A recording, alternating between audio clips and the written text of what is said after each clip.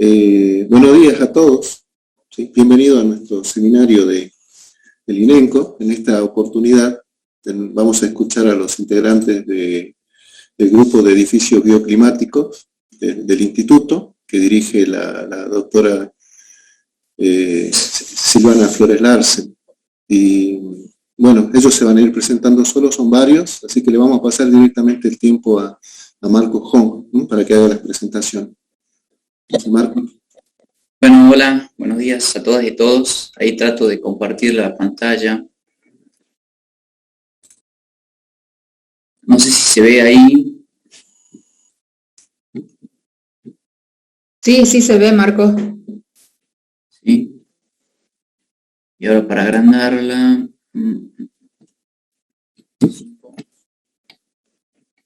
Ahí.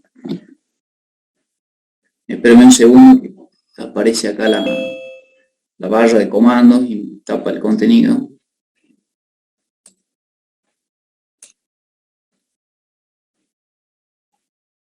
Bueno, no importa.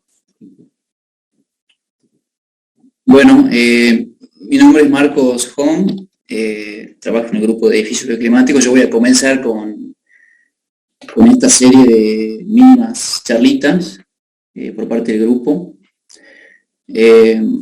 Lo que se ve en pantalla es una foto de lo que es el grupo de la sede central, digamos, del grupo de edificios, pero también trabajamos en conjunto y de manera muy estrecha con otros grupos de trabajo, y entre esos grupos está el grupo de doctor Víctor García del INECO Catamarca, que también tiene, por supuesto, su lugar en este seminario para contar las actividades de su grupo de allá de Catamarca. Este es un poco el orden que hemos decidido, digamos, para este seminario. Comienzo yo hablando un poco sobre sistemas activados térmicamente. Bueno, vamos a hablar de algunas generalidades y mínimamente contar de algunos resultados que hemos obtenido, digamos, en base a este proyecto.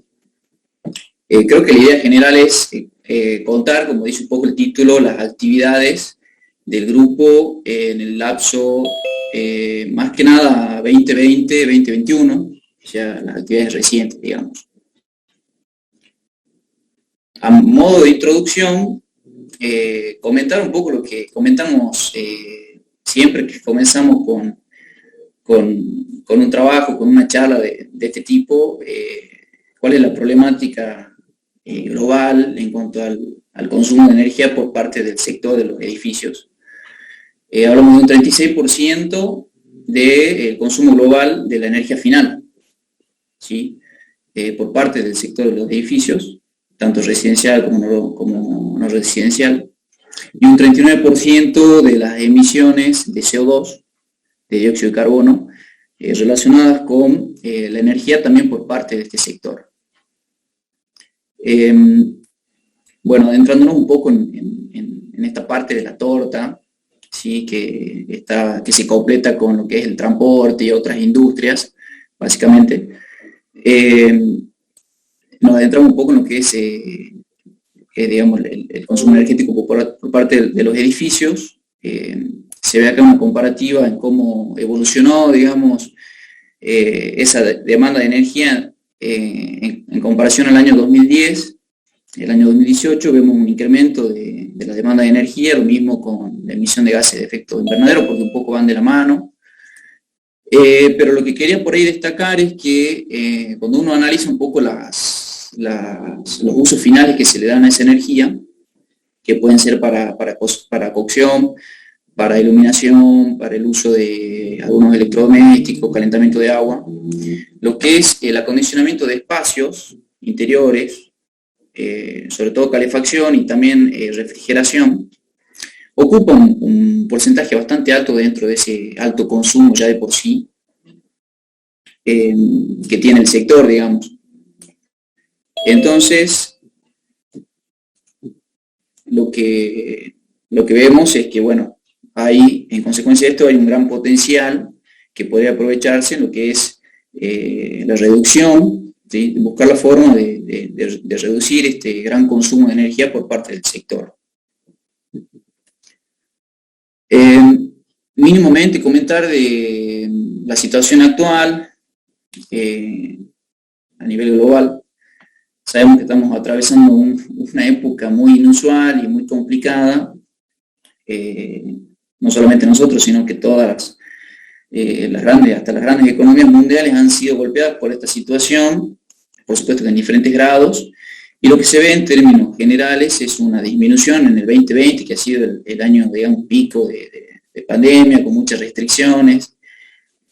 Han sido golpeadas, digamos, las economías en términos globales, y viendo lo que es la energía, la demanda global cayó un 4% con respecto a 2019, prepandemia, y es el registro de mayor caída de la Segunda Guerra Mundial. Lo bueno es que para este 2021, y según lo que se vino viendo, sobre todo en el primer cuarto del año, se ven inicios de crecimiento para este año, en cuanto a Producto Bruto Interno, que es la curva roja, energía demandada, eso se ve, digamos, y bueno, por ende, emisiones de CO2. Lo que este crecimiento va a depender en gran medida de la vacunación, de la aplicación de vacunas, la distribución de vacunas, depende también de la forma en que las restricciones marcaron las economías, digamos, por cuestiones de pandemia, y depende también, algo muy importante, de la cantidad y la eficiencia o la eficacia de los paquetes de estímulo, justamente para salir de esta situación de pandemia y de caída en todos los aspectos. Acá nos está considerando el transporte, que si se reactiva, digamos, el transporte a lo que era la situación de prepandemia, vamos a tener inclusive un 2% de crecimiento extra en lo que es demanda de energía, por ejemplo. Entonces, bueno, los inicios parecen ser de crecimiento, lo cual es bueno. Ahora, viendo un poco más adelante en el tiempo, acá puse el título, digamos, ¿qué nos espera?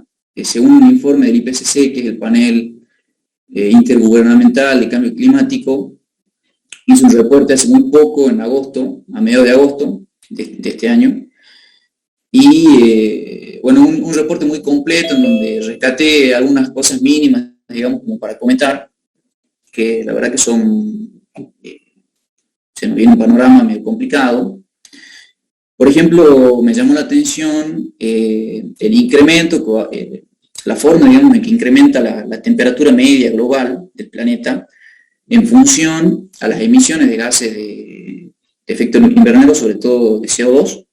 Esto es una proyección al año 2050, en donde se ve de que, bueno, este comportamiento lineal hace de que para distintos escenarios, se simulan distintos escenarios, sobre todo de distintas intensidades de emisión de gases de CO2, digamos.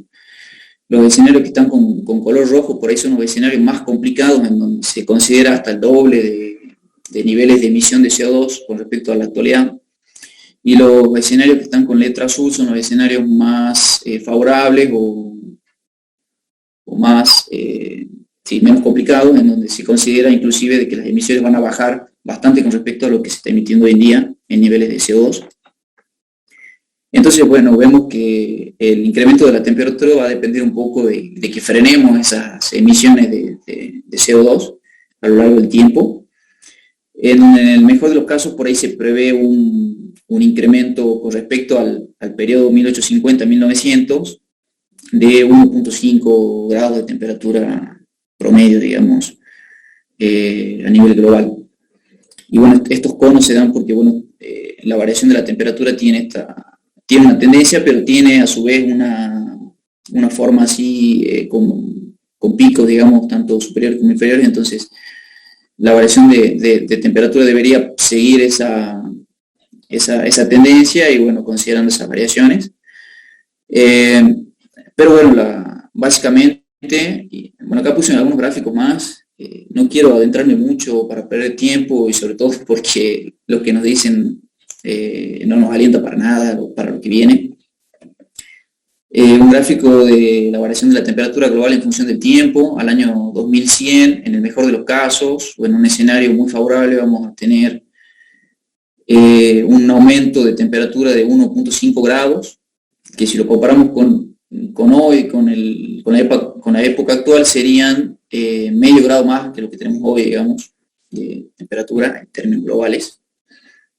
Y en el peor de los casos, una cosa muy catastrófica, podríamos tener hasta 4 o 5 grados de aumento de la temperatura media global, lo cual sería fulminante, me parece. Lo mismo afecta también, digamos, a lo que es la masa de hielo continental. Si tenemos una disminución de la masa de hielo continental, hasta incluso en los peores escenarios, perder toda esa masa de hielo, cambios en las condiciones de pH de los océanos con mayores condiciones de acidez, aumento obviamente en la altura, digamos, del nivel del mar, para los distintos tipos de escenarios.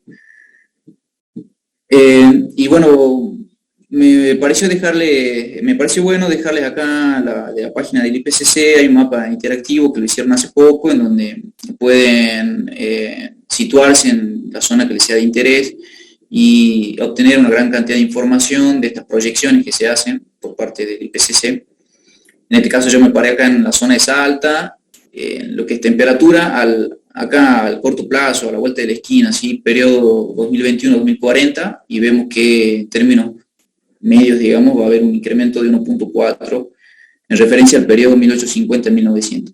O sea, al día de hoy, un incremento en la temperatura de casi medio grado, digamos, en este periodo.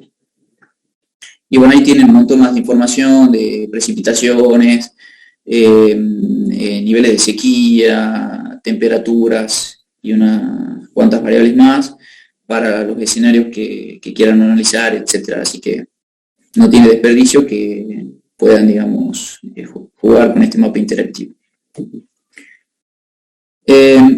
Entonces, todo esto que comentaba, como que nos da, digamos, un contexto para proponer el estudio de sistemas constructivos que se activan térmicamente, conocidos como TAPS en algunas bibliografías. Este estudio lo estoy llevando más que nada yo,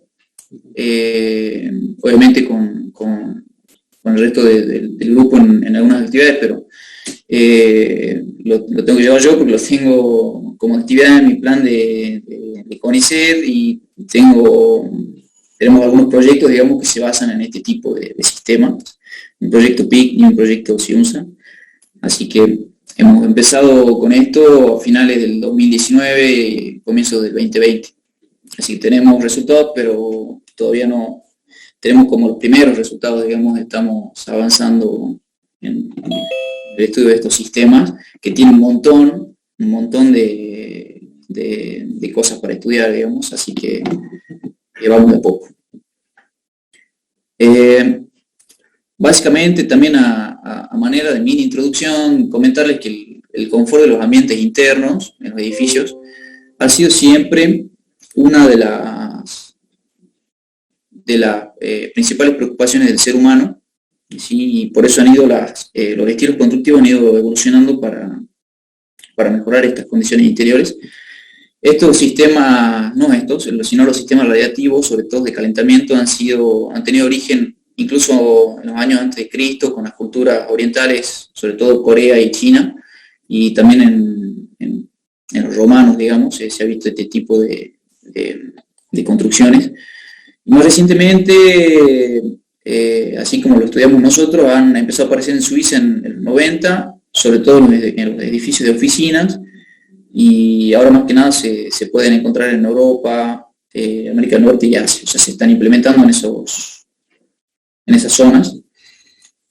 Para decirlo de forma resumida, la idea es, en uno de los elementos, sobre todo del envolvente, en toda la envolvente, ¿sí? Paredes, pisos, techos, que tienen una buena masa térmica, embeber, digamos, tubos o incrustar tubos dentro de esos elementos, para que, digamos, se pueda hacer circular un fluido dentro de esos tubos, que generalmente vamos a hacerlo con agua, y poder activamente enfriar o calefaccionar una zona interior, un ambiente interior a través justamente del flujo de un fluido que está más frío o más caliente que el ambiente. Aparte, estos sistemas también van a reducir, digamos, el impacto o la influencia del ambiente exterior sobre el ambiente interior. Por supuesto que hay que gestionar esa temperatura del fluido, el flujo, la velocidad de flujo y un montón de cosas más. Hay que gestionarla bien, digamos, para que esto para sacarle el máximo provecho, digamos, al sistema. Un ejemplo para comentar de manera rápida, la empresa, bueno, Uponor, no sé cómo se dirá, una empresa alemana, por ejemplo, entre tantas otras, que da soluciones constructivas en Europa, hizo este edificio, entre otros, el Greenpeace de Asturias, que es un edificio de consumo neto de energía, que tiene varios sistemas, digamos, hacia aprovechamiento de energía no convencional, y tiene el sistema instalado, el sistema TAPS instalado de esta forma, bueno, esta imagen sale de acá, en los techos y en los pisos, digamos, de los distintos niveles del edificio, y se ve que en vistas a este tipo de edificios de balance cero, puede ser un sistema que tenga una influencia importante, digamos, que ayude mucho a llegar a esa condición de que se consuma, de que el edificio produzca la misma cantidad de energía que la que consume. Ventajas rápidamente de este tipo de sistemas: su alta inercia térmica en general, lo que reduce, digamos, los picos de consumo y desplaza el consumo de energía a periodos de alta eficiencia o bajo coste energético. Un poco se ve representado con la clásica representación de los sistemas de acumulación y el efecto que tiene de los componentes que tienen alta masa térmica y su efecto sobre la temperatura interior, digamos. Lo que hacen básicamente es desplazar los picos exteriores de la onda exterior de temperatura, desplazarlos en el tiempo y atenuar ese efecto o esa amplitud exterior, digamos. Entonces, frente a una línea punteada, que puede ser un elemento de baja masa térmica, la línea azul representa la situación o la temperatura interior cuando un edificio, digamos, está compuesto por elementos de alta masa térmica. Ese básicamente y resumidamente el efecto de la masa térmica. Al utilizar grandes superficies de intercambio de calor, no se necesitan grandes diferencias de temperatura para que se intercambie calor en grandes cantidades. Entonces se dice que estos sistemas son de enfriamiento con alta temperatura, o sea, temperaturas mayores de 15 grados, y sistemas de calentamiento, en caso que se use para calentamiento, con baja temperatura, o sea, menores a 35 grados. Eso es algo muy importante también, que en la diapositiva que viene también se explica un poco de cómo se relaciona esto con las fuentes y sumideros de energía. Y bueno, la naturaleza radiante también, que es algo positivo porque mejora las condiciones de confort. Un sistema se clasifica como radiante cuando intercambia calor, por ejemplo, con el espacio interior, pero el calor intercambiado en más del 50% es de naturaleza radiativa y no tanto convectiva, entonces ahí se clasifica como sistema radiante. Y bueno, un poco las imágenes de cómo quedaría el sistema instalado, por ejemplo, en las paredes de una vivienda. Bueno, este es un caso de prueba de una gente que hizo unas pruebas en un instituto español. Como decía, los bajos gradientes de temperatura con las que trabaja el sistema permiten la implementación de reservorios de calor de baja energía o baja entalpía.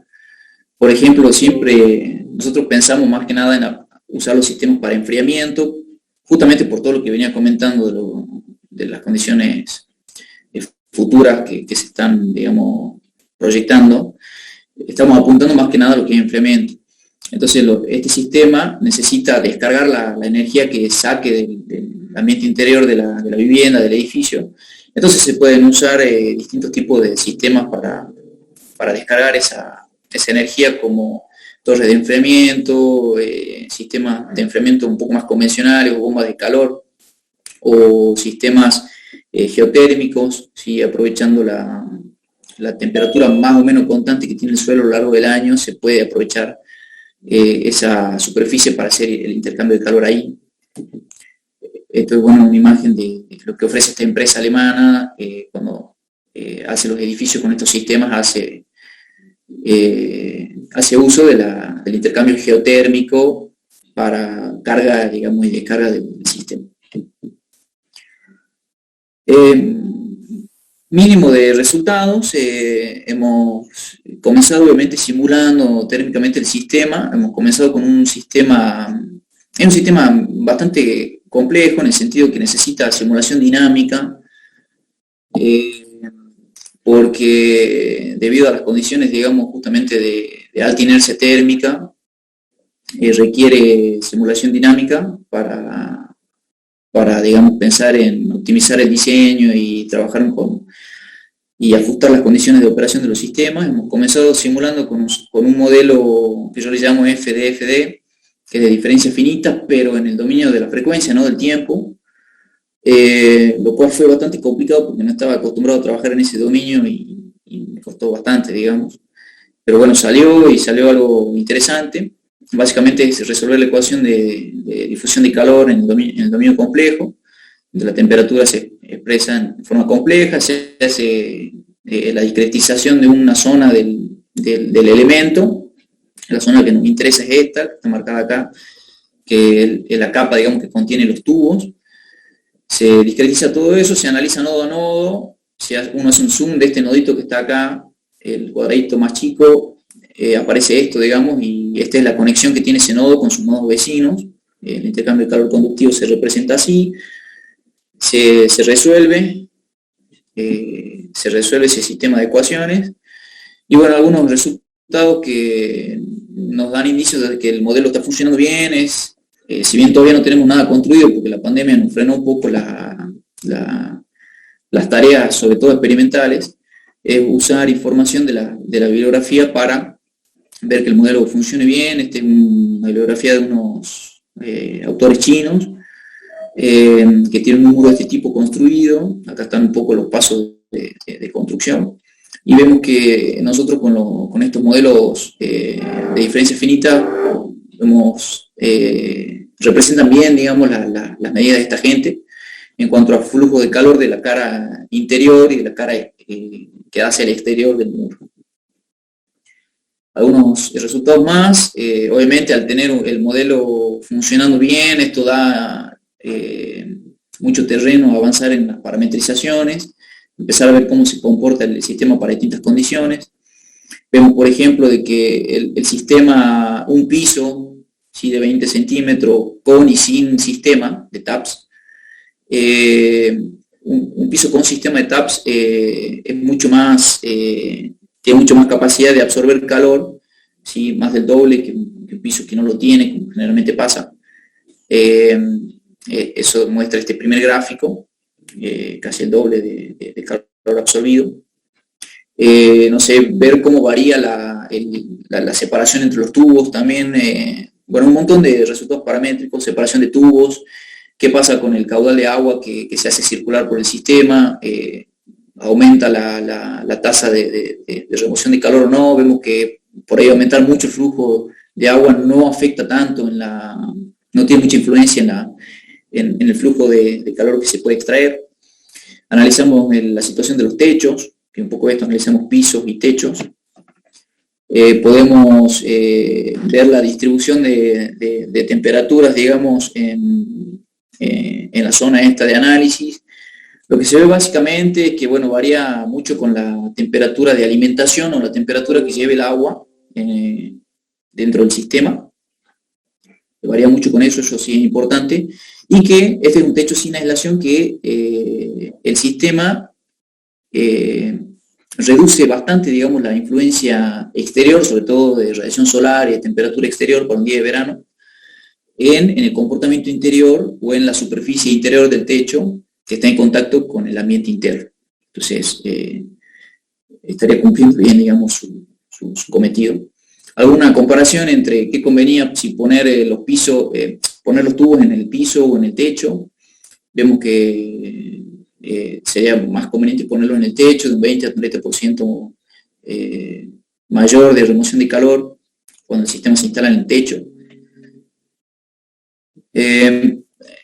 Para ir terminando, comentar también de que no solo hemos avanzado con ese modelo, que consume un poquito más de recursos computacional y es complicado de acoplar con los modelos, con los soft, digamos, de simulación de edificios como EnergyPlus, CIMEDIF o Transys, que van a simular ya todo el edificio. Hemos generado un modelo simple que se basa en resistencias y capacitores, haciendo el símil eléctrico. Modelo de este tipo, digamos, tratando de mejorar lo que había en la bibliografía. Este modelo representa lo mismo, que representa un modelo complejo en 2D. El ajuste lo hemos hecho mediante el uso de metodologías con algoritmos genéticos, digamos, para ajustar estos parámetros que componen la red, que representa el sistema. Lo cual también generó un trabajo muy lindo que estamos tratando está saliendo para publicar ahora. Los resultados obtenidos, bueno, mínimamente han sido muy buenos, una linealidad bastante aceptable entre los resultados obtenidos con el modelo simple y los resultados obtenidos con el modelo de referencia teórico. ¿Sí? Esto estaría representando bien las condiciones del modelo teórico, digamos. Y para terminar, algunas actividades a desarrollar, que todavía falta bastante, digamos, por trabajar, porque es un tema que tiene mucho para profundizar, es acoplar las simulaciones que hemos venido obteniendo, los modelos que hemos venido obteniendo con el sumidero de calor, para obtener una simulación global. Y o sea, simularlo de manera acoplada, acoplar también esos modelos con algún soft como EnergyPlus o Transys o CIMEDIF para simular todo el edificio, y también tratar de hacer simulaciones. No sé si se me escucha bien ahí. Tratar de hacer simulaciones con escenarios de cambio climático. Sí, en lo que es construcción y experimentación tenemos pensado en las próximas semanas empezar a construir uno de estos sistemas en una de las casillas del INENCO, ¿sí? En una pared o en el piso, para empezar a hacer algunas pruebas. Va a ser algo de este tipo, digamos. Y bueno, estudiar todo lo relacionado con los sistemas de control, que también es otro tema muy complejo. Hay que evitar problemas como condensación, etcétera. Entonces hay que ver cuál es el sistema de control más adecuado, que va a depender del tipo de clima, va a depender de la función del edificio, etcétera. Y eso es todo de mi lado. No sé si creo que me pasé en el tiempo, como siempre. Así que mis compañeros me van a notar. Bueno, muchas gracias. Y pasamos rápidamente a la siguiente parte de la charla, que le va a dar la arquitecta Camila Gea. Camila, ¿me estás escuchando? Ya te dejo. Sí, señor. Bueno, vos vas a... Bien, vos decime nomás y yo voy pasando. Dale. Bueno, ¿qué tal? Buen día, yo soy Camila Gea y yo voy a tratar de dar un breve resumen de lo que vengo haciendo en mi tesis, que empezó en abril del 2019 hasta la fecha. Pasa, Marcos. Bueno, mi tesis es rehabilitación energética de edificios históricos, aplicación de termografía infrarroja y técnicas no destructivas para conservación y mejora de la performance energética del patrimonio arquitectónico. Mi directora es la doctora Silvana Flores Larsen. Un término que utilizamos es la rehabilitación energética profunda de edificios, que trata de hacer una intervención tomando al edificio o entendiendo al edificio como un sistema de forma holística, en donde influyen factores ambientales, patrones de comportamiento de los residentes, niveles de confort. Para el caso particular de mi estudio, tenemos una situación... No, espera, Marco. tenemos, digamos, hay particularidades, ya que en los distintos edificios históricos que estudiamos tenemos diferentes problemáticas de base, que, bueno, ya lo vamos a ver más adelante, pero al mismo tiempo tenemos una limitación en las propuestas de intervención por su valor patrimonial, ya que los edificios estos que estamos interviniendo son declarados monumentos históricos nacionales. Hay fases para, no, esperamos acá.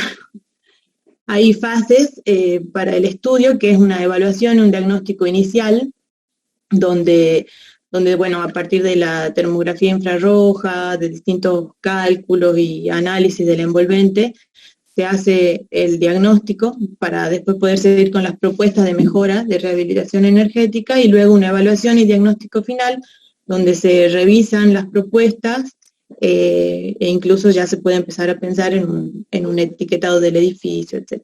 Ahora sí. Entonces el objetivo es desarrollar una metodología de evaluación del microclima de las salas del edificio que permita seleccionar estrategias de rehabilitación energética profunda del edificio orientada a las diferentes problemáticas. Entonces en Salta, principalmente en el microcentro, tenemos muchos edificios históricos, la mayoría refuncionalizados, como museos y también dependencias gubernamentales u oficinas administrativas.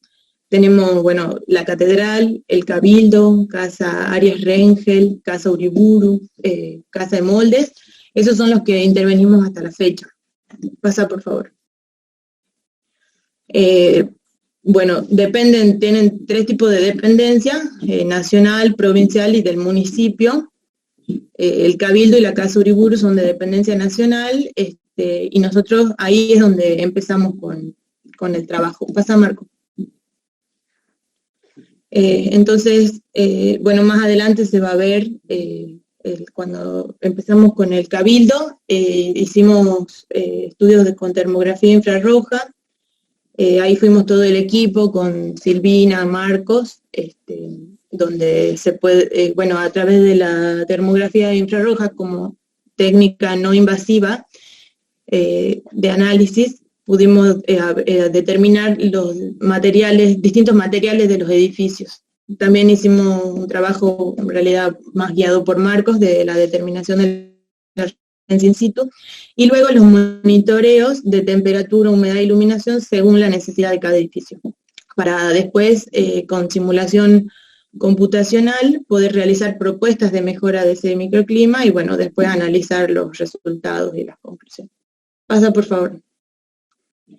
Empezamos con el Museo Histórico del Norte, que es el Cabildo, con las mediciones en el invierno del 2019, medimos por 2 semanas en invierno y 2 semanas en verano, temperatura y humedad de las salas cada 15 minutos. Bueno, ahí hicimos los estudios de termografía, pasa por favor, y pusimos sensores tanto en las salas como en las vitrinas. Ahí fue que, bueno, establecimos un vínculo con el director del museo, que es el arquitecto Mario Lazarovich, que también es el director de la Casa Uriburu. Y bueno, ellos nos pidieron, a ellos les servía que nosotros nos pusimos a disposición con nuestros equipos, y bueno, a ellos les servía que nosotros le hiciéramos medidas de algunas vitrinas que tenían problemas de humedad. Por ejemplo, en la sala escribanía de Güemes, en una de las vitrinas se exponía un sombrero bicornio y como se puede ver en el gráfico, la línea amarilla estaba por encima del 75% de humedad. Entonces nosotros les devolvimos un informe donde decíamos que, bueno, que probablemente ese era el objeto de esa exposición, era el que estaba trayendo problemas. Bueno, se sugería que se lo sacara de ahí, que se le hiciera algún tratamiento por tener algún posible hongo, bacteria, y bueno, porque además perjudicaba las condiciones de mantenimiento de los otros objetos en las vitrinas. Pasa, por favor, Marcos. También establecimos, bueno, un vínculo ahí en el Cabildo con la conservadora, que es la señora María Campero de Larrán, y ella también se encargaba del mantenimiento del Señor y la Virgen del Milagro en la catedral del Camarín. Entonces, bueno, ahí nomás pasamos a poner los sensores en la catedral, ahí pusimos en las distintas salas y en el Museo de Arte Sacro que tiene la catedral y en los camarines del Señor y la Virgen del Milagro. Y bueno, ahí digamos, lo que yo rescato como interesante de este trabajo es que ahí aparecía como una lucha de intereses, donde la conservadora, por ejemplo, decía que el Señor del Milagro estaba muy iluminado, tenía demasiadas luces, si bien eran luces LED y todo, estaban por encima de los niveles recomendados para una óptima conservación de las imágenes. Y lo que decía el padre Javier Romero, que es con quien hablamos cuando fuimos con Silvana la primera vez, es que bueno, que lo importante, digamos, que lo que generaba cierta conmoción en la persona que visita las imágenes era eso, esa iluminación y todo. Entonces, bueno, nosotros proponíamos como medidas intermedias que pudieran satisfacer los dos intereses, que bueno, por ahí quizás esa gran iluminación sea en las horas de uso, de visita de las imágenes y no todo el tiempo, y bueno, algunas otras medidas que puedan preservar de la mejor manera las imágenes. Pasa Marcos, por favor.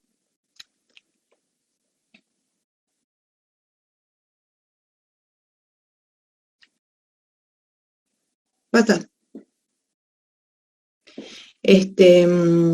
Bueno, después y por último, lo que voy a mostrar ahora es el Museo Presidente José Evaristo Uriburu, en donde hicimos lo mismo, se hicieron mediciones en los 2 periodos del año, pusimos las 6 salas, y lo que nosotros pudimos identificar como preocupante, digamos, fue el caso de la biblioteca. Pasa, Marcos. El caso de la biblioteca, que como se puede ver en la línea celeste, estaba por encima del 70% de humedad aproximadamente en el periodo de invierno, cuando la bibliografía sugiere entre el 30 y el 50%. Bueno, es un poco más complejo porque no solo hay que ver el rango mínimo y el máximo, sino que también hay que ver los cambios bruscos de humedad para la conservación óptima de los libros. Pero bueno, de por sí ya se veía preocupante, entonces nosotros lo que hicimos fue devolverle un informe para que ellos con ese informe pudieran pedir, por ejemplo, respaldar un pedido de presupuesto o algo para poner algún sistema de deshumidificación o de aire acondicionado para la sala. Por último, ahora estoy empezando con la simulación de la biblioteca. Bueno, primero en SketchUp se hace el modelo en 3D, luego se pasa a Energy Plus, que es el software que estoy utilizando, y bueno, ahí se puede ver el principio de la simulación, donde la línea naranja es la temperatura medida, la primera simulación que me dio muy lejos es la Bordeaux, y después la segunda que se acerca un poco más, pero todavía falta ajustar para poder hacer propuestas de mejora. Bueno, con eso termino. Solo quería decir que se pusieron en 2 edificios más, pero todavía no están procesados los datos, que es en la casa Arias Rengel y la casa de Moldes. Bueno, eso es todo por mí. Sigue Silvina. Sigo yo. Bueno, buenos días. Yo voy a hablar sobre el trabajo que hice de mi tesis doctoral bajo la dirección del doctor Alejandro Hernández. Se trata del desarrollo y la evaluación energético-económica de un sistema solar activo calentador de aire con acumulación de calor para calefaccionado de edificio. Pasa. Bueno, consiste en acoplar 2 sistemas. Uno sería un colector solar de aire, que se estudió previamente en otro trabajo, que es un colector solar de doble paso, que tiene malla porosa en el canal inferior. Y como acumulador térmico se utilizó un sistema de calor sensible, que era lo más sencillo y económico, y se decidió utilizar el agua como material del de acumulación, ya que el agua tiene mayor capacidad de acumulación que otros sólidos como el ladrillo, el hormigón o piedras, por lo que para todo lo que es un sistema pasivo es muy conveniente reducir el volumen o los espacios destinados a este tipo de equipos de calefacción. Entonces el agua tiene mayor capacidad de acumulación térmica en menor volumen. Pasa. Se utilizó un tanque tricapa de 1000 litros de agua y se lo rellenó con botellas de medio litro de agua. En total entraron 326 litros, un total de 622 botellas. Se colocó una malla, una estructura metálica en la parte inferior, se aisló térmicamente todo el tanque y se colocaron, antes de cerrar el tanque, sensores de temperatura en la entrada y en la salida del aire para medir la temperatura del fluido al inicio y al final de cada ciclo. Pasa. Se utilizó como un ventilador monofásico de giro inversible de 0,25 HP como impulsor del aire que circula en el sistema. Se observa en la figura 3 del sistema completo la interconexión, que son cañerías de 15 centímetros de diámetro, el ventilador con adaptación de reducción y de 60 centímetros, 63 centímetros que mide el diámetro del ventilador a los 15 centímetros de cañería, todo aislado térmicamente con lana de vidrio y 5 centímetros de espesor. Bueno, ahí se ve que es un poquito grande el sistema. La idea es que esto se instale en el techo de una vivienda, tal donde van los tanques típicos de las casas. Pasa. Bien, el sistema tiene dos tipos de funcionamiento, uno como carga y el otro como descarga. El funcionamiento de carga ocurre durante las horas del día.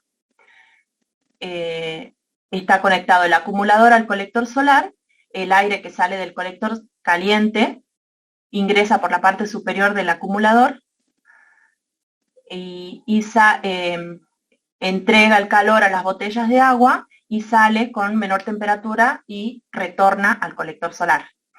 La descarga ocurre durante las horas de la noche, que es el periodo en donde uno desea calefaccionar una vivienda. Entonces se modifican las válvulas para que la conexión sea del acumulador a la vivienda. Se toma el aire de la parte baja de la vivienda, ingresa por la parte superior al tanque acumulador.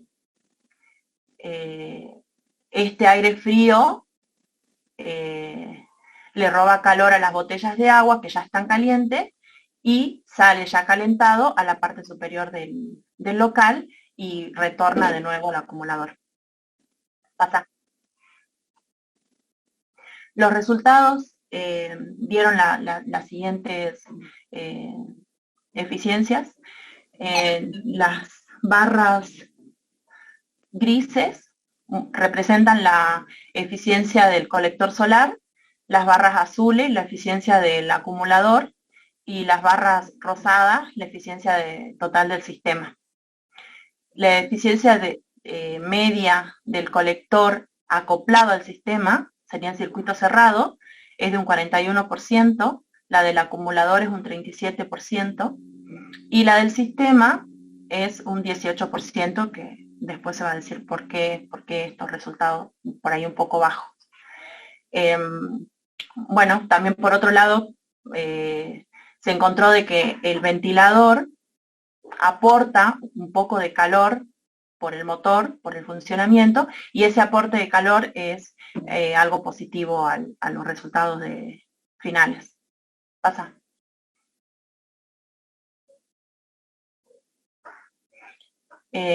Bueno, esta es la pantalla se desarrolló en la parte de la modelación computacional, con el objetivo de contar con una herramienta de diseño, se desarrolló un modelo físico-matemático, el doctor Alejandro Hernández lo desarrolló, denominado Petra, en el cual se modeló el comportamiento térmico de las temperaturas interiores del lecho. Se utilizó los lineamientos del modelo del Duffy-Beckman. Bueno, y esta es la ventanita donde se cargan todos los datos. Pasa. El programa entrega una gráfica, tal cual como esta. Acá representamos un día de un ciclo completo, carga y descarga. Tenemos en la línea vertical la temperatura del lecho interior del tanque acumulador. En la parte horizontal están las distancias, el espesor, digamos, del lecho, y en diagonal están las horas del ciclo, de la evolución de los ciclos. En rojo se representa la evolución temporal del periodo de carga. En morado, que se aprecia apenas un poco, es el proceso donde no hay ni carga ni descarga. Y en azul es la parte de descarga del acumulador. Pasa. Esta es otra gráfica que, bueno, representa lo mismo, pero acá lo que... Ah, no, pasa, no la cambiaste a la última modificación que te di. Bien. Los resultados anteriores eran los resultados del sistema con ventilador simple. Si se utiliza el sistema con el ventilador en modo invertido, se obtienen mejores resultados. En este caso, la eficiencia del acumulador simulada fue del 79% frente al 38%, y la del sistema ascendió a 38% la eficiencia en vez de un 18% que se tenía antes. Pasa. Bien, acá hago una comparación del sistema con un ventilador funcionando simple y un ventilador funcionando con el inversor. A la izquierda tengo en la gráfica con fondo negro, representa la evolución temporal. La temperatura está en el eje vertical y en el horizontal el numerito 4 representa el nodo de entrada por donde ingresa el aire, y el numerito 1 representa el nodo final, que es por donde el aire sale. Las líneas amarillas oscuras representa la hora, la temperatura en la hora inicial del proceso de carga. Y la blanca es la temperatura al final del proceso de carga. Lo que se observa es que en el nodo 4 y el nodo 3, los primeros nodos, por donde ingresa el aire en la parte de carga, sí se observa un aumento de la temperatura del lecho. En cambio, en los últimos dos nodos, prácticamente no hay, en el proceso de carga, no hay un aumento, una ganancia de calor importante. Lo mismo ocurre con el ventilador inversor. Entonces, de estos resultados se concluye que el sistema colector está subdimensionado respecto al tanque acumulador, porque el tanque acumulador tiene capacidad para acumular más calor, pero no se carga prácticamente la mitad del lecho, logra aumentar su temperatura. Pasa, Marco. Después acá hay una comparación de la parte de la descarga del sistema con un ventilador simple y con el ventilador inversor, y aquí sí se observan diferencias. De nuevo, la temperatura está en el eje vertical y en el eje horizontal está los nodos del lecho. Las líneas amarillas oscuras representan el inicio de la descarga. Se puede observar que y la blanca el final de la descarga. Entonces, si vemos de amarillo a blanco en el primer nodo, que es el 4, se ve un descenso de temperatura en el nodo 4 y en el nodo 3. que es lógico porque en el proceso de descarga la temperatura del lecho va bajando.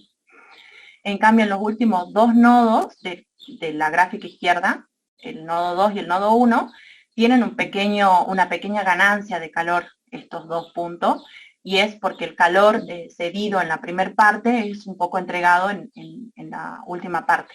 A pesar de esto, el aire que sale del acumulador sale con mayor temperatura que la temperatura del local, y el local tiene una mayor temperatura que la temperatura ambiente exterior. Perdón, Silvina, ¿podrías explicar qué es lo del ventilador simple y lo del ventilador inversor? Porque eso no lo has dicho y es importante. Ah, sí. Marco, ¿quieres volver para atrás un poco a donde están los esquemitas?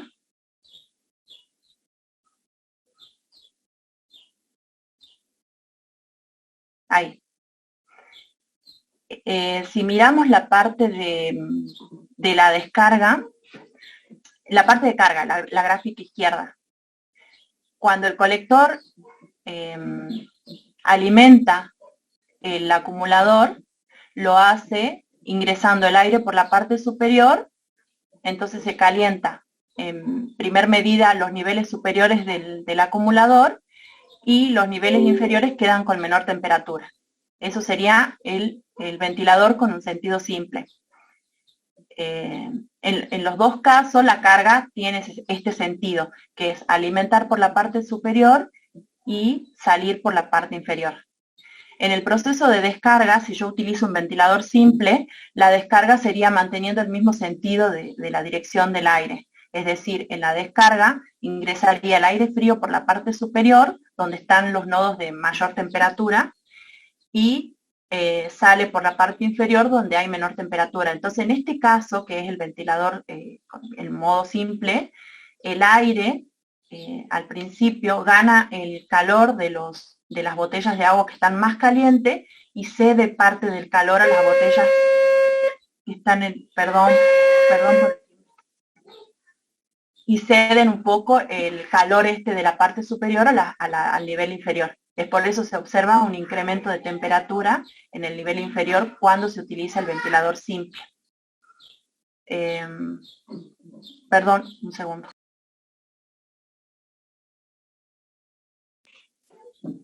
Bien, si yo utilizo un ventilador inversor, lo que haría es ingresar el aire frío. Bueno, acá no está en el esquemita, pero hago ingresar el aire frío que sale del local por la parte inferior del acumulador. Entonces, ahí se encuentra con las botellas de menor temperatura y cede calor constantemente. O sea, a medida que va ascendiendo el aire, va ganando calor en forma, digamos, en el sentido de la discretización de temperatura que hay en el lecho. Entonces, no se produce esto de que algunos nodos ganan y otros pierden calor en el proceso de descarga. Bien, ahora volvemos en la que estaba.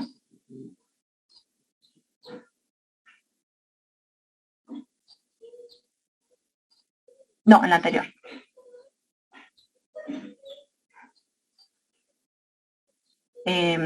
Si observamos en la parte de descarga, cuando utilizamos este ventilador en el modo inversor, podemos ver que las líneas amarillas oscuras representan la temperatura del lecho en las primeras horas de descarga y la blanca al final de la descarga. Entonces, se observa que durante todo el proceso el aire gana calor del lecho. Y se aprovecha mucho más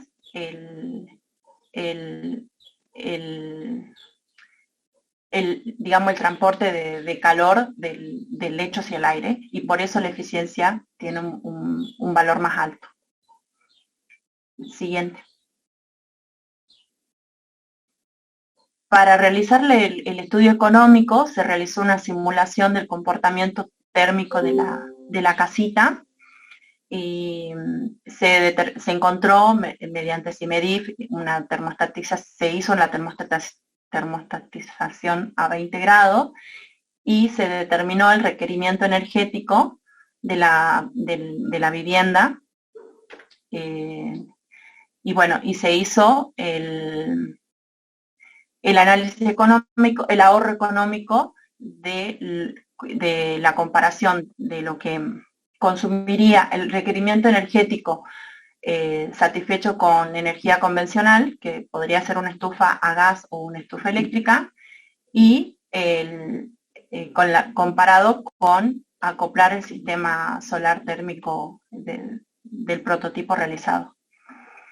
Siguiente.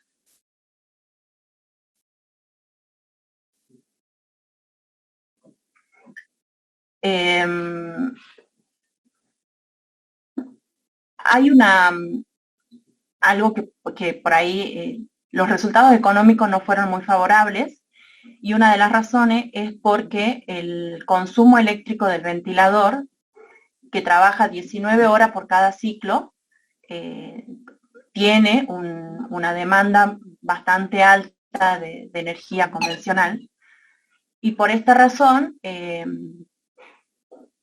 los resultados económicos prácticamente no se observa un beneficio económico de todas las situaciones analizadas. Solo hay una situación en la que sí se observa un pequeño beneficio económico de 500 pesos anual, que es en el caso de que todo el requerimiento energético de la vivienda sea originalmente satisfecho, cubierto con estufa eléctrica, sea reemplazado por el sistema solar y la diferencia con estufa eléctrica. Esta es la única situación que muestra un beneficio económico pequeño, pero un beneficio económico. Siguiente. Como conclusión de este trabajo, se estudió un sistema, de colector acumulador con la parte de colección solar que se considera subdimensionada para el dimensionamiento del acumulador, por lo que los resultados estos indican que el sistema en dichas condiciones energéticas es eficiente energéticamente, pero no económicamente. El sistema presentó un elevado costo operativo debido al consumo eléctrico del ventilador para estas condiciones de área de colección acoplada al sistema completo. Cabe aclarar que se trata de un prototipo inicial de calefacción de edificios sin precedentes a nivel regional, que presenta muchas oportunidades de mejora a partir de estos resultados, y se logró generar y validar una herramienta computacional que permite a los proyectistas dimensionar un sistema colector acumulador solar térmico en función de las características y el clima del lugar, y evaluar los resultados en función de la demanda de calor que se pretende satisfacer. Eso es todo. Y ahora seguimos con Marcelo Valdés. Uy, 20 minutos me llevó.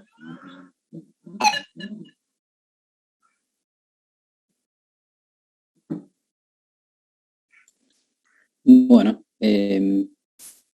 a ver, comparto pantalla.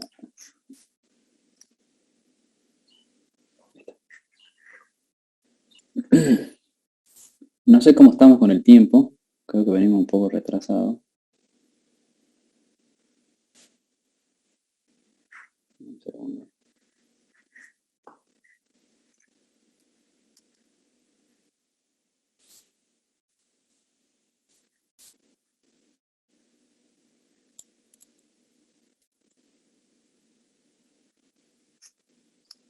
Ahí se ve la presentación. Sí, Marcelo, sí se ve. Sí, gracias. Bueno, mi nombre es Marcelo Valdés. Yo voy a presentar algunos resultados de simulaciones computacionales de la acción del viento sobre arreglos de paneles fotovoltaicos. El objetivo de mi trabajo de investigación es tratar de entender qué impacto o qué efecto tienen los parámetros geométricos de un arreglo de paneles fotovoltaicos sobre las cargas que el viento produce en cada una de las filas de paneles. En particular, me interesa conocer o tratar de entender qué efecto tiene la separación entre los paneles. Creo que se ve ahí el puntero, o sea, qué separación horizontal tienen entre ellos y cómo eso afecta a las cargas de viento que se desarrollan en cada una de las filas de paneles. El otro parámetro geométrico es la altura, ¿no es cierto?, de los paneles respecto del suelo, y el último parámetro es respecto a la cantidad de filas de paneles que tenemos en el arreglo. Bueno, para hacer este estudio, principalmente me concentro yo en este método que se llama método de red de vórtices inestacionarios. Sin embargo, al final voy a presentar otra forma también de realizar las mismas simulaciones con un método un poco más sofisticado, o bastante más sofisticado, que es algo que he empezado a trabajar este año. Con el método de red de vórtices inestacionarios es algo con lo que he venido trabajando hace muchos años, y de esto han derivado varias herramientas computacionales que he desarrollado yo personalmente, con las cuales hago las simulaciones. Bueno, este método es prestado de alguna manera de la disciplina aeronáutica, de donde vengo yo soy ingeniero aeronáutico, y ha sido usado, digamos, por muchos años para la parte de diseño de aviones, y bueno, mi idea era traerlo un poco para tratar de estudiar este tipo de problemas que no tienen mucho que ver con la aeronáutica, pero sí con la aerodinámica. Entonces, ¿en qué consiste este método? Bueno, como el nombre sugiere, lo que uno busca con este método es, de alguna manera, modelar la presencia de un objeto o un cuerpo que está inmerso en una corriente del fluido. Y para hacer eso, digamos, basado en unas hipótesis simplificativas, que son las de flujo incompresible y flujo irrotacional, no voy a entrar mucho en detalle qué significa cada una. Usando esas hipótesis nos permite usar esta aproximación en la cual uno puede representar la presencia de un cuerpo en un fluido mediante una colección de singularidades, ¿cierto? En este caso, las singularidades que se emplean en este método son, como el nombre lo sugiere, vórtices, ¿no es cierto?, que es básicamente una idealización de los remolinos. Entonces, la idea es que ahora removemos el cuerpo del fluido y en su lugar vamos a colocar vórtices, que son estos elementitos que se ven acá en la figurita. Entonces, toda esta placa plana, que vendría a ser un panel fotovoltaico, por ejemplo, ahora ya no existe, sino que lo reemplazamos por estos vórtices. Y las estelas que este cuerpo produce, es decir, todo el aire perturbado que produce su presencia, también se modela a través de estas singularidades o vórtices, en este caso están representadas acá con el color azul y el color rojo. Bueno, entonces la pregunta es ahora, bueno, ¿cómo sabemos qué valor tienen esos vórtices que hemos usado para reemplazar el cuerpo? Y para responder esa pregunta, recurrimos a esta condición de no penetración, que conceptualmente lo que dice es que un cuerpo sólido en un fluido es básicamente una barrera que no permite que el fluido pase a través de ella. Entonces, matemáticamente lo que dice es que el fluido no puede tener una componente de velocidad en la dirección normal al sólido, porque si no estaría penetrando. Bueno, si trabajamos entonces ahora dentro del contexto de este método, donde hemos reemplazado el cuerpo por los vórtices, trabajando con esta ecuación de no penetración, podemos llegar a esta ecuación, que tampoco voy a entrar en demasiado detalle, pero sí lo que me interesa que se vea es que dentro de esta ecuación han aparecido estos términos, estos gamma, que son básicamente la intensidad de cada uno de estos vórtices que están acá. Entonces, esto que está acá nos está diciendo que en orden, para poder satisfacer el hecho de que el cuerpo es una barrera, necesitamos que cada uno de estos vórtices tenga una intensidad que satisfaga esta ecuación. Entonces terminamos resolviendo un sistema de ecuaciones que nos dan esas intensidades de los vórtices. Y esto lo hacemos para cada instante de tiempo, y en cada instante de tiempo vamos generando también las estelas agregando un vórtice a la vez para producir, digamos, para representar el efecto de esas estelas en el viento. Entonces, como una ejemplificación de... A ver, tengo un video acá. Ahí está, perdón. Entonces, antes de mostrar el video, voy a mostrar, digamos, lo que sería una representación esquemática del problema el que me interesa simular. Se trata de un arreglo, en este caso tiene 8 filas de paneles, y cada fila de panel está separada por una distancia delta X, entre ellas, la misma entre todos los paneles, y están separadas del suelo por una distancia H. En este caso, como está dibujado acá en la figura, el sol estaría, ¿no es cierto?, acá a la derecha, y el viento, en este caso, está viniendo desde la parte de atrás del arreglo, o sea que sería un viento de atrás, y también vamos a considerar el caso en el que el viento viene de frente al arreglo.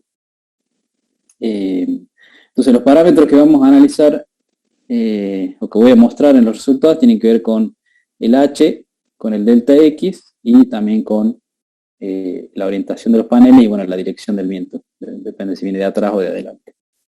Entonces, como un ejemplo de los resultados que se obtendrían o se obtienen con este método, están estas dos simulaciones para ese mismo arreglo de, bueno, en este caso tienen 10 paneles, parece, 2, 4, 6, no, de 8 paneles. En el de arriba, ¿no es cierto?, tenemos el arreglo que está mirando hacia la derecha, o sea, el sol estaría a la derecha, y el viento está viniendo de la izquierda, o sea que sería el caso de un viento que viene desde atrás. Y en el caso de abajo, los paneles están mirando a la izquierda, o sea que el sol estaría a la izquierda, y el viento también viene de la izquierda, o sea que sería el caso de un viento de frente al arreglo. Y ahí eso que se ve en azul y en rojo son en realidad puntitos, que son estos vórtices que yo les decía que modelan las estelas. El azul significa que está produciendo un remolino que rota en el sentido antihorario, y el rojo un remolino que rota en el sentido horario. Bueno, esta filmina, digamos, si bien está abarrotada de información, es la que resume, digamos, todos los resultados de todas las simulaciones que involucran ese modelo que mostré inicialmente. O sea, para tratar de entender qué es lo que dicen cada de estos gráficos, bueno, vamos a concentrarnos en uno solo.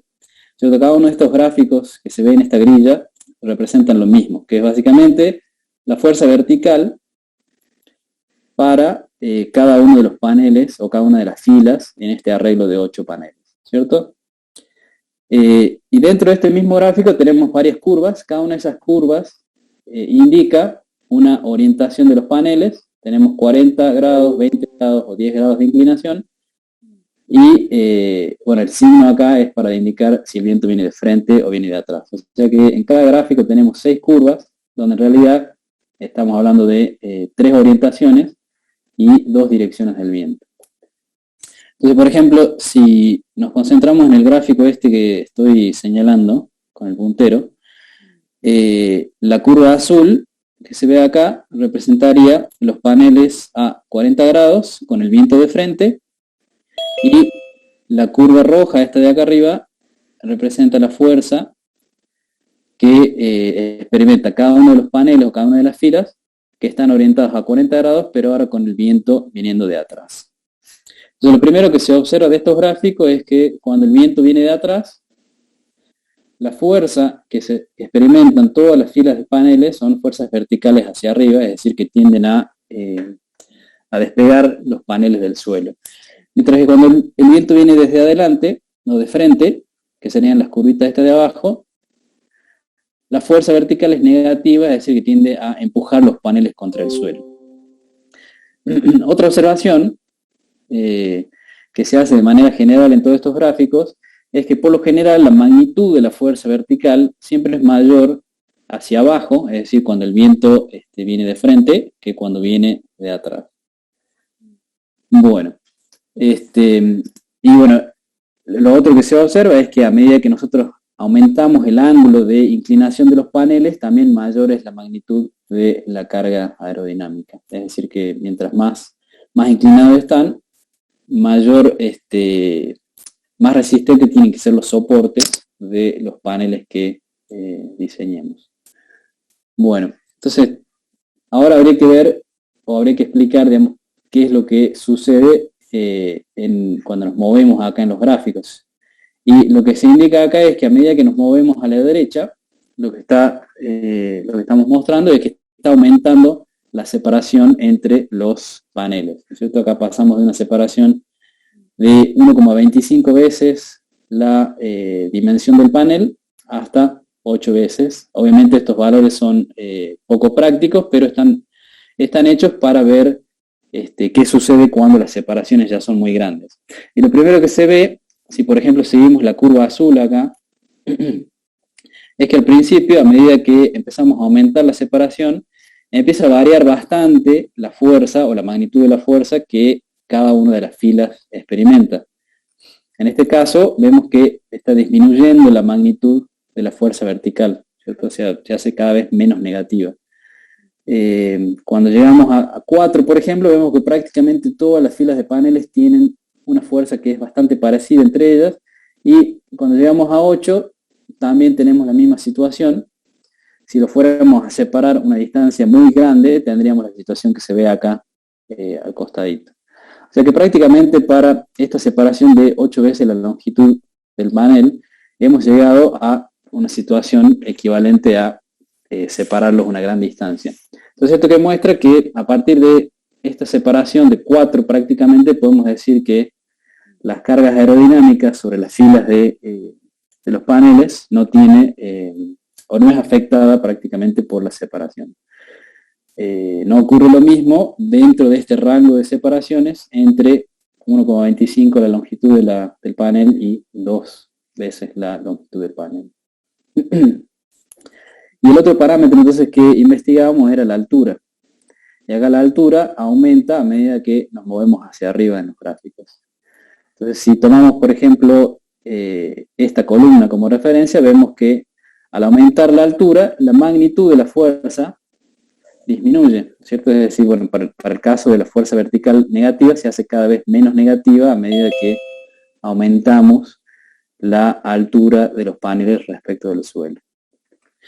Bien, entonces esta zona, digamos, no es tan interesante porque obviamente son valores de separación que son poco prácticos, ¿no es cierto? Sería un uso muy ineficiente del terreno separarlos tanto los paneles. Pero sí en esta zona es interesante porque se ve que hay una gran variación de la fuerza entre tomar una distancia y la otra, sobre todo cuando el ángulo de inclinación de los paneles es muy grande. Y esta variación, esta sensibilidad es mucho más pronunciada para la situación en la cual tenemos el viento de frente. No tanto así para el viento de atrás, en donde se ve que las curvas, si bien cambian al mover la separación, no es tan apreciable el efecto de ese parámetro. Bueno, y la otra observación es que por lo general en el panel número 1 o la fila número 1 es en la cual se experimenta la mayor carga aerodinámica de todas.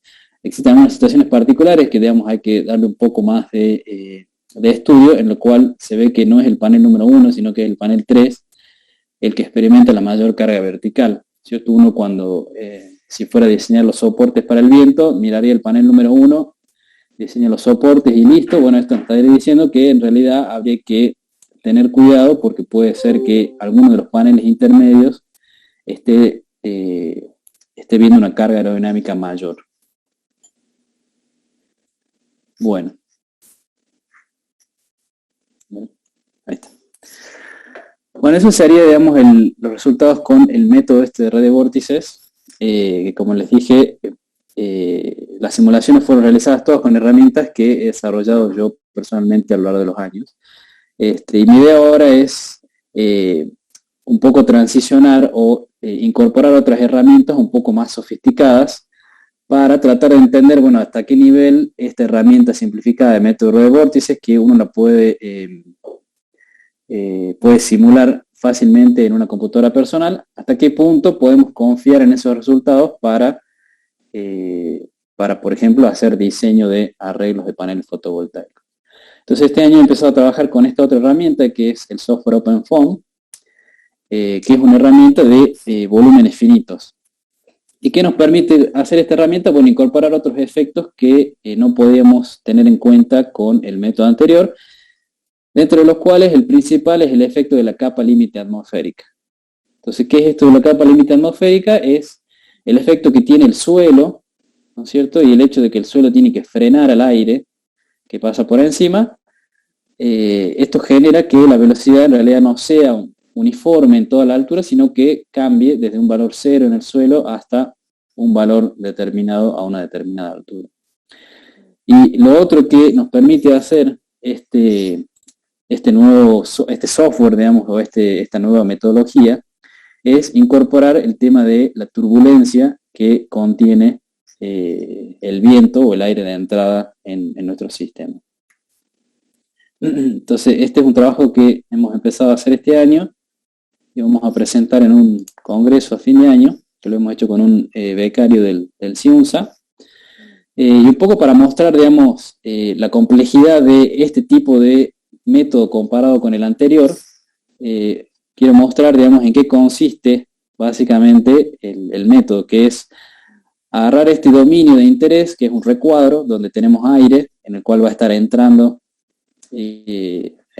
aire por esta parte y saliendo aire por esta parte. Eso es lo que llamamos un dominio fluido. Ahora, en lugar de usar esos vórtices que usamos antes en el método de vórtices, lo que tenemos que hacer es resolver las ecuaciones del fluido en cada uno de estos volúmenes en los cuales hemos dividido ese dominio fluido.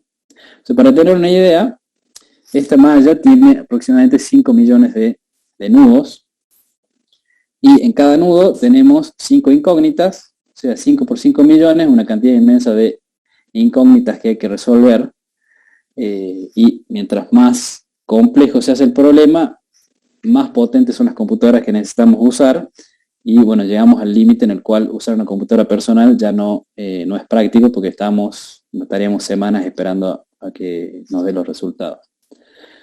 Entonces, este método requiere que, bueno, usemos volúmenes en todo el dominio y volúmenes más chiquitos, que acá se están viendo el detalle, cerca de cada uno de los paneles, para poder capturar todo el fluido en la cercanía de los paneles, y aún más cerca también en la superficie de los paneles hay que modelar el tema de la capa límite. Todo esto se obviaba en el método de red de vórtices, por lo cual las soluciones eran aproximadas.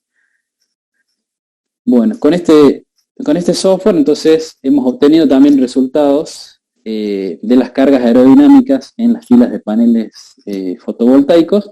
En este caso el parámetro geométrico que hemos analizado es la cantidad de filas de paneles que se emplea. Entonces tenemos 6 configuraciones. Cada configuración tiene una fila adicional de paneles. La configuración 1 tiene una sola fila, la configuración 2 tiene 2 filas, la 3 tiene 3 y así hasta llegar a 6. Y lo que muestra esta tablita es qué valores tienen las fuerzas horizontales en cada una de las filas de paneles y las fuerzas verticales en cada una de las filas de paneles, tanto para viento de frente como para viento desde atrás. Entonces, como rasgo general de estos resultados, lo que se observa es que siempre la primera fila, de acuerdo a esto, es la que experimenta las mayores cargas horizontales, pero las mayores cargas de viento, tanto horizontales como verticales.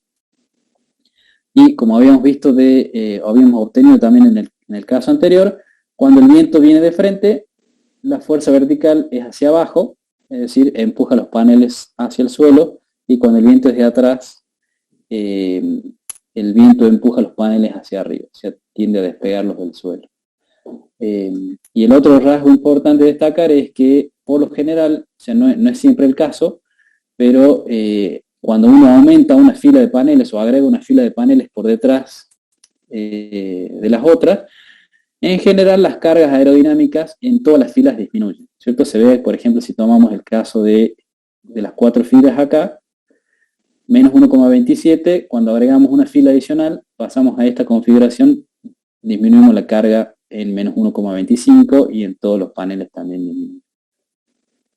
Bien, entonces ya para concluir, obviamente estos resultados tienen dan para mucho más análisis, pero bueno, me tuve que limitar un poquito para esta presentación.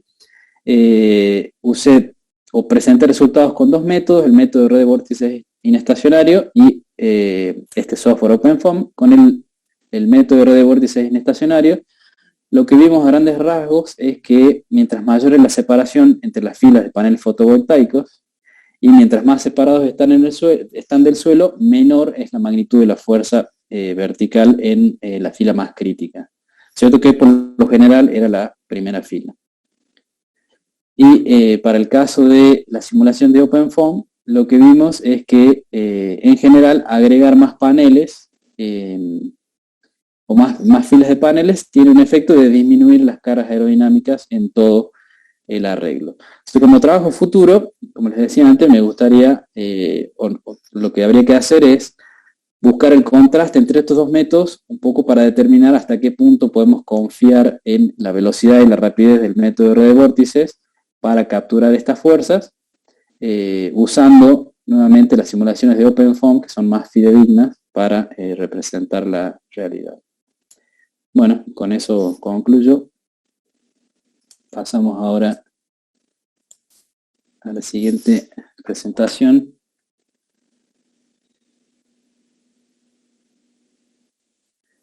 Cuando quiera, Charlie. Hola, buen día. A los que no saludé, bueno, ante la invitación de Silvana, si bien era para presentar todo lo que estábamos trabajando sobre la parte de edilicia, la parte de energía, yo me atreví más bien a adecuarla después de tanto tiempo de que no nos vemos y hay gente que tampoco nos conoce, hacer un reconto de lo que estamos trabajando acá en Catamarca como grupo de investigación. Por eso que presento a los integrantes, si bien algunos lo conocen, otros no. Ahí en esta diapositiva mostraba todo lo que estamos trabajando dentro del grupo, algunos que ya se están yendo y otros que todavía permanecemos, pero bueno, Iriarte, Vistón y Rodríguez ya se están yendo, pero todavía están trabajando en el grupo. ¿Podrías pasar a la segunda? Entonces, de esa manera, traté de armar todo lo que estamos haciendo en la actualidad, en estos 2 años, fundamentalmente que tuvimos poca posibilidad de seguir trabajando. Y como ustedes saben, nosotros llevamos mucha actividad en conjunto con el INTA Catamarca, y lamentablemente, desde el año pasado, el hecho de que no fuera gente a trabajar al INTA, INTA sufrió mucho vandalismo, robo, y lo que no estuvo, y no tuvimos exento de ese vandalismo, que nos robaron, nos rompieron algunas instalaciones, tuvimos que comprar nueva estación meteorológica, y eso nos llevó a sacar algunas cosas de INTA y llevarla al campo de la facultad que está en Nueva Conecta, y también traerla para acá, para el campo de la universidad. Uno de los trabajos que estamos haciendo, y está a cargo del ingeniero Luque, es utilizar paneles fotovoltaicos que se colocó en uno de los techos de la facultad, de uno de los anexos. Son 12 paneles fotovoltaicos de 240 vatios cada uno, que están conectados en serie y con una orientación norte, como se puede ver en esta cara, en esta pared del edificio. Siga.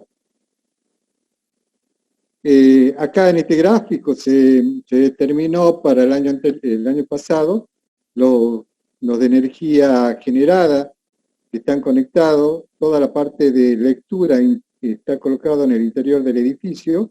Entonces podemos ver cómo todo este año, desde enero hasta diciembre, se pudo leer la energía generada por los paneles colocados. Si bien es solamente para ese edificio, es una prueba que hemos tenido para poder de esa manera generar un poco más de adaptación de los paneles fotovoltaicos a la universidad. La siguiente. Otro de los proyectos que se está trabajando a cargo de la licenciada Magíster Evangelina, la doctora Bistoni y también el doctor Iriarte y yo, en realidad es la influencia de los pretratamientos orgánicos en la cinética de secada, de utilizar de manzana, en realidad es de fruto, porque ahora también se está tratando de trabajar en otros frutos, como el caso del arándano, que nos pidieron productores del este para poder ver cómo se hace el deshidratado de arándano. Para ello utilizamos si puedes pasar a la siguiente. Para ello utilizamos por ahí, Víctor, si está todavía mirándonos, esto lo debe reconocer Víctor Pasamay, que en alguna época estuvo en el INENCO Salta, nos lo facilitaron y bueno, tuvimos la posibilidad de producir y de hacer algunos experimentos con este túnel de secado, que es a circulación cerrada. La diferencia que le hemos hecho algún tipo de modificación, antes solamente tenía una carga lateral, ahora le hicimos dos tipos de carga, de tal manera que el aire circule a través del producto o bien en forma paralela al producto. Se está haciendo otras modificaciones para poder, eso está dentro de un recinto, de un local, se está haciendo algún otro tipo de modificaciones para poder ponerle colectores solares externos, porque circula con aire caliente a través de resistencia, con un ventilador que insufla el aire y produce el desplazamiento del aire a través de los productos. La idea es ponerle paneles solares, o sea, en el exterior para que aprovechemos la energía que llegue a través del exterior. Entonces, ¿cuál era el objetivo general? Es investigar las características del secado, en este caso de rodajas de manzana, y ver la influencia que tiene los pretratamientos, se hace pretratamientos orgánicos, en cada uno de los productos que se quiera deshidratar. Se han ajustado los datos y los modelos matemáticos que se utilizan en la literatura. Estos trabajos han sido presentados ya en algún momento en ASADE. Lo que estamos haciendo ahora es, además de eso, deshidratar algunos tipos de productos para la destilación, para deshidratar. Bueno, es en realidad la temperatura de 40 grados, la entrada del aire con un ventilador centrífugo a través de resistencias que calientan, tienen un reóstato para poder regular. Se tienen medidores de temperatura, humedad y control de velocidad del aire, y también se toma la salida del aire. O sea, acá en este ejemplo se puede observar cómo es la distribución de la temperatura, el ventilador calienta y después la salida. Eso es con respecto a lo que se está haciendo sobre secado. En la siguiente diapositiva es otro proyecto que es para la producción de aceites esenciales de plantas aromáticas, utilizando energía solar y biomasa. Este proyecto está a cargo de Evangelina Romero. Evangelina junto con Iriarte, yo y otra gente que produce, que está trabajando en química, está realizándose este proyecto. ¿En qué consiste? Lo vemos. En evaluar el funcionamiento de un destilador de aceite que utilice vapor generado con energía convencional y renovable. Se diseña y se construye un destilador que se utiliza diferentes fuentes de energía y se produce la destilación. Y además desarrollar de una interfaz para el equipo destilador que permita utilizarlo con un concentrador solar y una caldera de biomasa. En el siguiente se muestran los equipos. Este es el destilador con un volumen de 10 litros para producir Si bien esto también ya se ha hecho en escala pequeña de laboratorio, ahora con un proyecto PEFIC que se ha conseguido a nivel COFECIT, se ha podido comprar un instrumental, unos equipos de mayor capacidad y que pueda utilizarse ya también acá o en el campo de la facultad. Se produce la destilación a través de arrastre de vapor, ahí tenemos en forma directa, y también en principio también se utiliza la energía eléctrica y en vapor producido a través de la biomasa.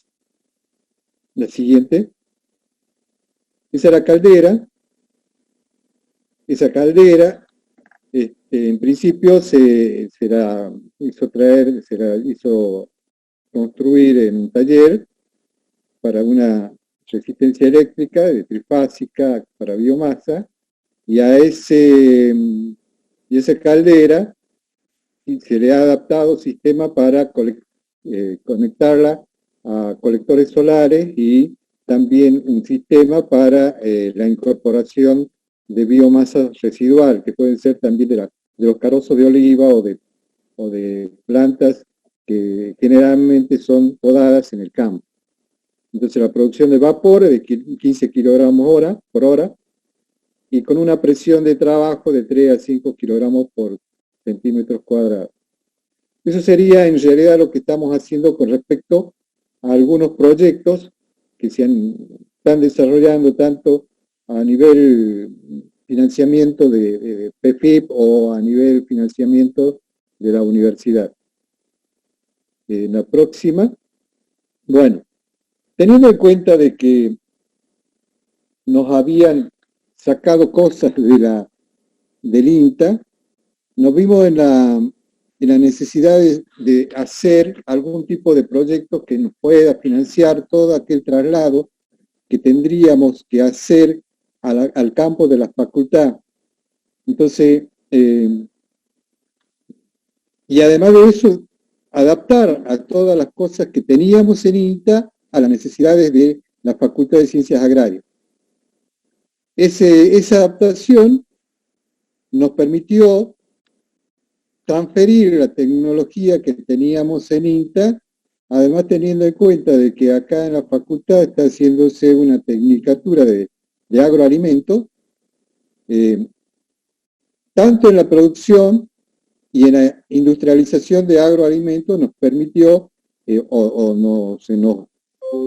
nos dio la posibilidad de presentar un proyecto en PEFIP y estamos esperando para comenzar el desarrollo de este trabajo. ¿Cuáles son los objetivos que nos propusimos para este plan de trabajo? Es promover la producción y la industrialización de agroalimentos mediante el desarrollo y la transferencia de tecnología de energías renovables que aseguren un uso racional y eficiente. Bueno, ahí están los objetivos específicos para que ustedes lo puedan ver.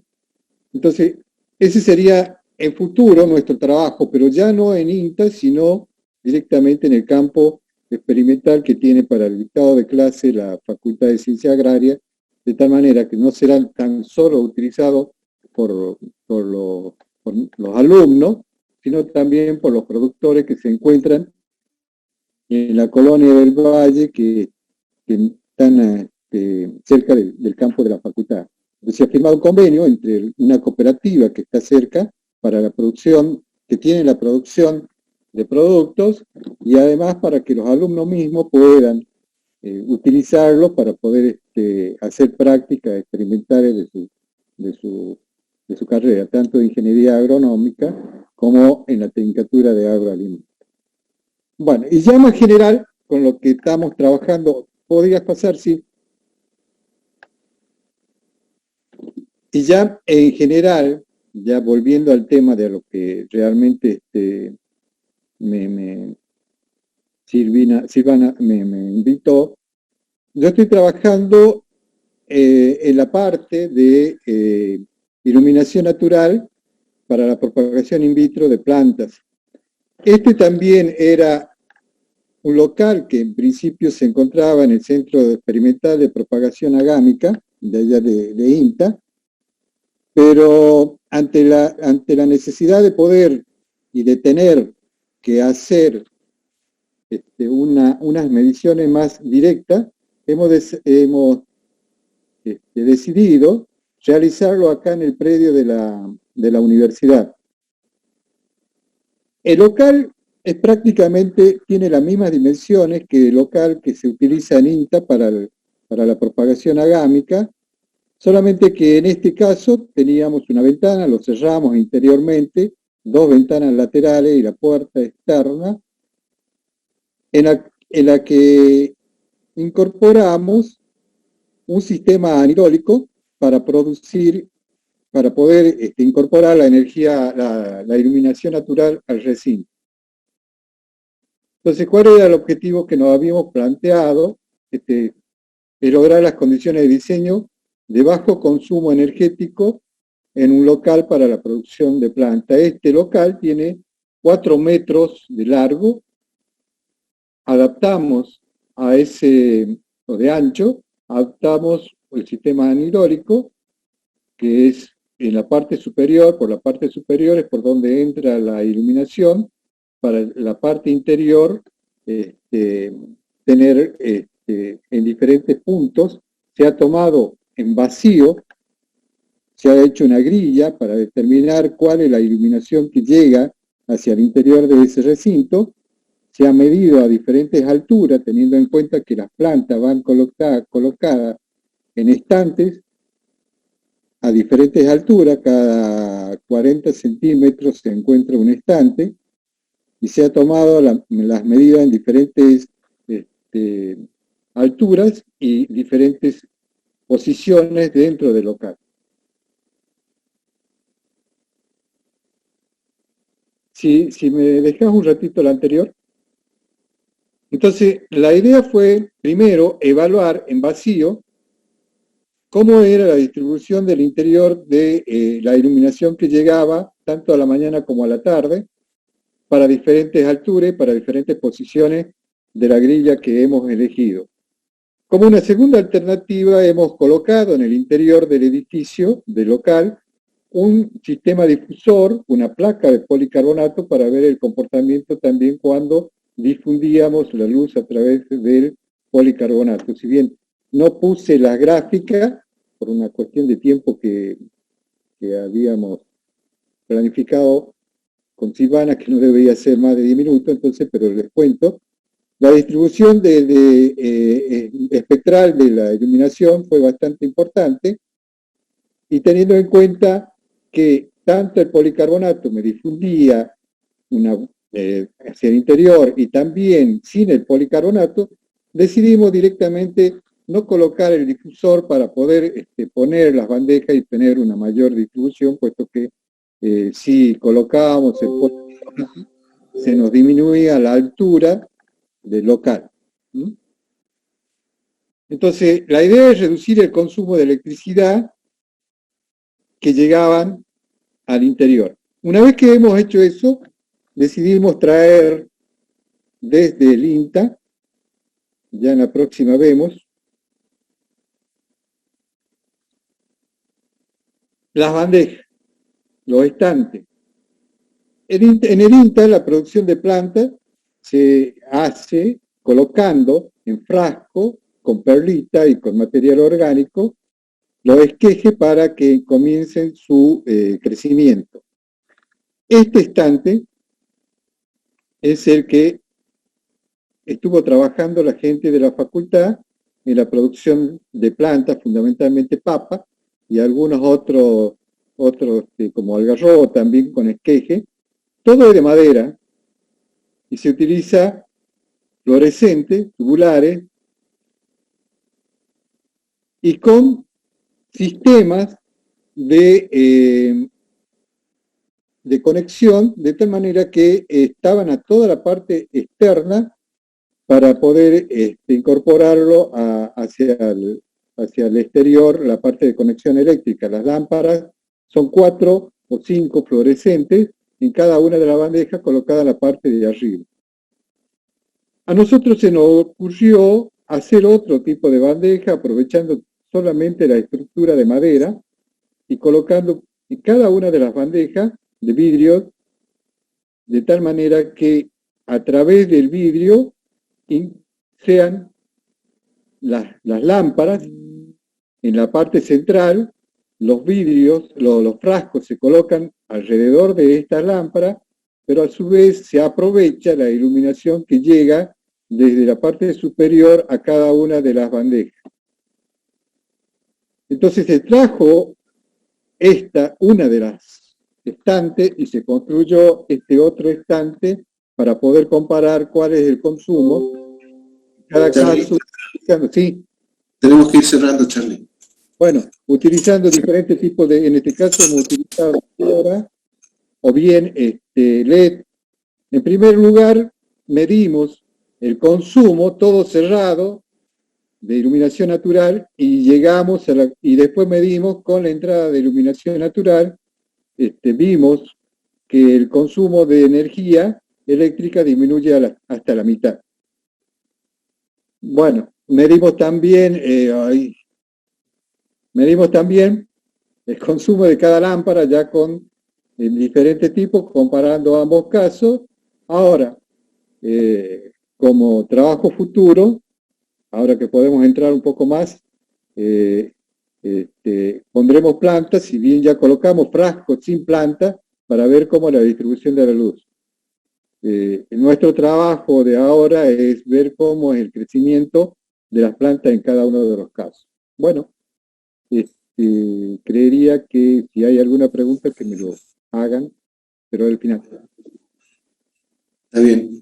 Lamentablemente estamos repasando de tiempo, así que no va a haber tiempo de preguntas.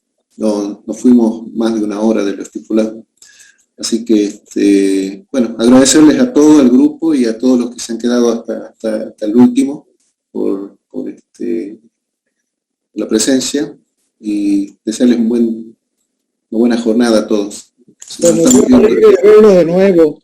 Ojalá que podamos. No, pero yo los vi por lo menos acá. Ya lo vemos. Si querés podés ver. Yo los vi